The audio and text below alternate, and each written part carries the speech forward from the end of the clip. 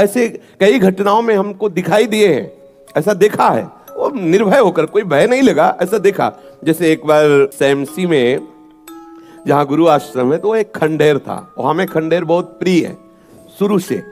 ऐसा मतलब बिगड़ेल स्थान, पुराना वृक्ष या ऐसे कोई कुटिया, ऐसे पहले संन्यास मार्ग में ऐसे रहना अच्छा लगता था कि जहाँ जिसका किसी का। तो रात्रि में उस खंडहर में जाकर के लेटे, वहाँ के लोगों ने रोका, आश्रम वाले लोग, वहाँ मत जाइए।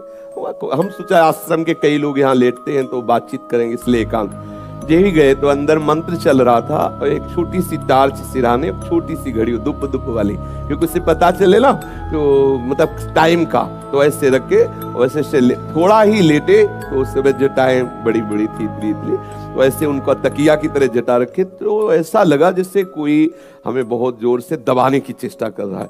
तो ऐसे देखा तो मुझे स्पर्श जैसा भी हुआ कि जैसे कोई कड़ा हाथों में एकदम। ऐसा कैसे हो सकता है? जब हम मंत्र जप रहे हैं तो कोई ऐसा कैसे हो सकता है कि कोई अशुभ आत्मा के छुए? तो टार्च लिया, बाहर निकले, कोई नहीं। मुझे लगा कि मेरी मानसिक बिगड़ेल बुद्धि हमको भयभीत करना चाहती है। नहीं, मैं नहीं मान। एक मन ने कहा यहाँ से हटके, वहां से हमको जिद्दी स्वभाव था, नहीं देखूं कैसा क्या, फिर वही जाके सोए। थोड़ी ही देर में फिर स्पष्ट अनुभव हुआ कि ऐसे। तब हम बैठ गए तत्काल मंत्र जपते हुए।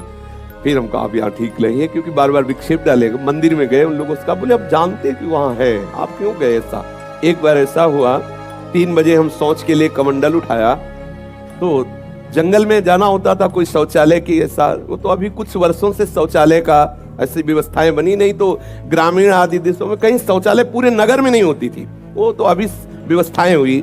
तो कमंडल लेकर शौच के लिए निकले, तो देखा कि गांव के बाहर एक नववधु लोटा लिए शौच के लिए जा रहे। तो हम खड़े हो गए कि ये जिस दिशा को जाए उससे विपरीत दिशा में हम, वो खड़ी हो गई। फिर विचार किया कि हमें लगता है ये यहीं शौच में बैठना चाहती, तो हमने रफ्तार बढ़ाई। जब रफ्तार बढ़ाई तो देखा कुछ दूर आगे जा रही, तो लगा कि ये तो पीछे खड़ी थी, आगे। हमारा ये था कि हम कभी डरने वाली स्थिति में अपने को नहीं खड़ा करते हैं। हमारे मन में आया नहीं, ये मेरा भ्रम है, वो हमसे आगे निकल गई होगी। जब वो आगे गई तो हम पीछे मुड़े, तो देखा हमारे दूसरे रास्ते में खड़ी।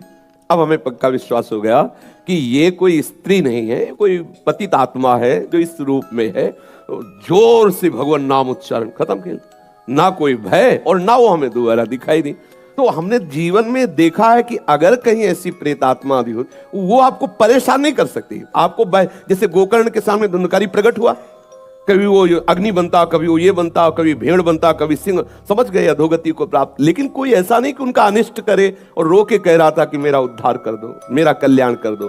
तो ये प्रेत आत्माएं भगवत धाम वासी, भगवान नाम जापक वैष्णव के प्रति अपना कल्याण करने के लिए आती है। किसी को भी कभी घबराना नहीं चाहिए। यदि कभी ऐसी परिस्थिति हो तो उच्च स्वर से नाम कीर्तन करने लगना, विश्वास करना, तुम्हें छू नहीं सकता कोई। ये हम इसलिए सत्ता नहीं मानते। जैसे कभी कोई प्रश्न करता है, कह देते मेरे भगवान ही भूत रूप में आए। ये एक स्थिति है, एक भावना की स्थिति जो सत्य भावना है। वासुदेवा सर्वमिति, तो सब प्रभु ही है, और सच्ची बात सब प्रभु ही है। लेकिन ये जो अगर हम उस स्थिति को नहीं पहुंचे, तो पक्का समझ लो कि अगर प्रेत योनि का कोई भी जीव तुम्हारे सामने आता है और तुम भगवान नाम जप कर रहे हो, तो तुम्हें कभी परास्त नहीं कर सकते।